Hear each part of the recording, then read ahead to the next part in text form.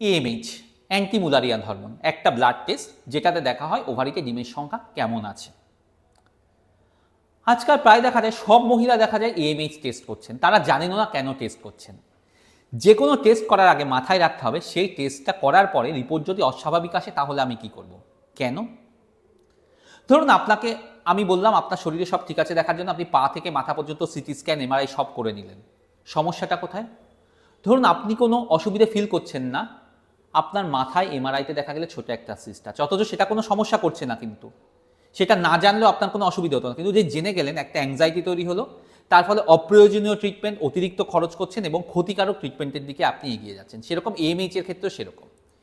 AMH মানে বোঝায় ওভারিতে ডিমের সংখ্যা কেমন আছে, কিন্তু এএমএইচ কম থাকা মানে স্বাভাবিকভাবে প্রেগনেন্সি আসবে না এরকম নয়।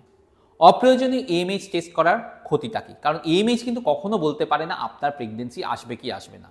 এএমএইচ একমাত্র বলে দেয় যে আপনার প্রেগনেন্সি দেরি করা উচিত নয় এবং আপনাকে যখন প্রেগনেন্সি ট্রিটমেন্ট করা হবে, বিশেষ করে আইভিএফ করা হবে, কত ডোজের ওষুধ আপনার লাগবে।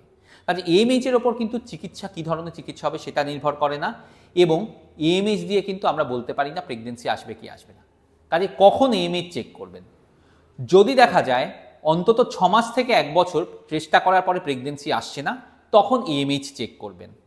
অথবা ধরুন আপনার ওভারিতে কোনো অপারেশন করার প্ল্যান হয়েছে, তার আগে এএমএইচ একবার চেক করা যেতে পারে, সেটা ভাবার জন্য যে অপারেশন করার পরে এএমএইচ কারো কারো কমে যেতে পারে।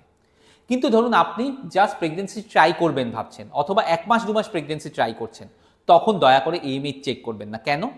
এএমএইচ চেক করলেন, ধরুন আপনি জাস্ট প্রেগনেন্সি ট্রাই করবেন ভাবছেন, আপনি ভাবতেন দেখে নিন না সব কেমন আছে, এই দেখে নির চক্করে পড়ে আপনি কিন্তু নিজের ক্ষতি করছেন। কারণ তখন এএমএইচ চেক করতে গিয়ে আপনি নিজের ক্ষতি করছেন।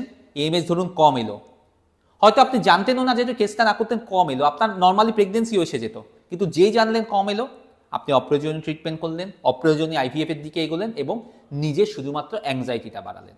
কাজে যদি দেখা যায় আপনার প্রেগনেন্সি আসতে কোনো সমস্যা হচ্ছে না, অর্থাৎ 6 মাসের বেশি চেষ্টা করছেন না প্রেগনেন্সির জন্য, এএমএইচ টেস্ট করবেন না।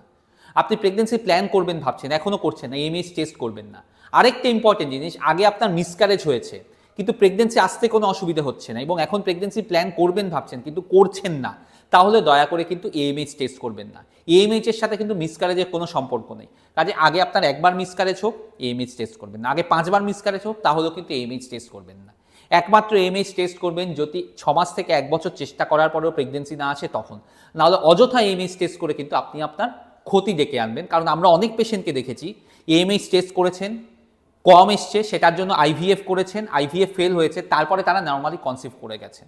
কাজে তাদের কিন্তু সেই আইভিএফটা কিন্তু দরকার ছিল না। অর্থাৎ এএমএইচ কখন টেস্ট করবেন না সেটা আগে জানা দরকার।